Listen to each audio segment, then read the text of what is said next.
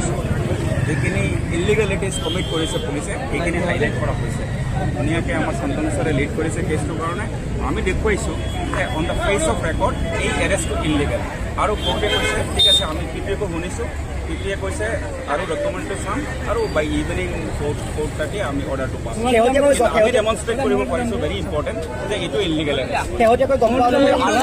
আৰু এটা পুনৰ নতুনকৈ গোচৰ লগোৱা ধাৰা লগোৱা হৈছে সেই ধাৰাটোৰ সন্দৰ্ভত কিছু এতিয়ালৈকে আমি গম পোৱা নাই বা ফেমিলিয়ে গম পোৱা নাই যদি কোনোবা কেছত চৌন এৰেষ্ট কৰিছে ইমিডিয়েটলি ফেমিলি মানুহক নটিছত আনিব লাগে আৰু সেই নটিছটো যেতিয়া এতিয়ালৈকে এডভোকেটে পোৱা নাই সেই কেছত এতিয়ালৈকে আমি কমেণ্ট কৰাটো ঠিক নহ'ব গম পোৱা অনুসৰি আৰক্ষীয়ে 3 দিনৰ জিম্মাত বিচাৰিছে আপোনাৰ হাতত কিবা তথ্য আছে নেকি জিম্মা বিচাৰিব পাৰে মোবাইলটো ডাউন কৰা নাই পেৰেছ লিখিছে এইটো কনক্লুচিভ এই ইনভেষ্টিগেশ্যন অলমোষ্ট কমপ্লিট বুলি লিখি দিছে তাৰপিছত আৰু কাষ্টডি বিচাৰাৰ কোনো কুৱেশ্যনেই নাহে মোৰ ইম্পৰ্টেণ্টলি যিহেতু আমি অনাৰেবল কোৰ্টত একো ডেমনষ্ট্ৰেট কৰিব পাৰিছোঁ যে এই মোবাইলটো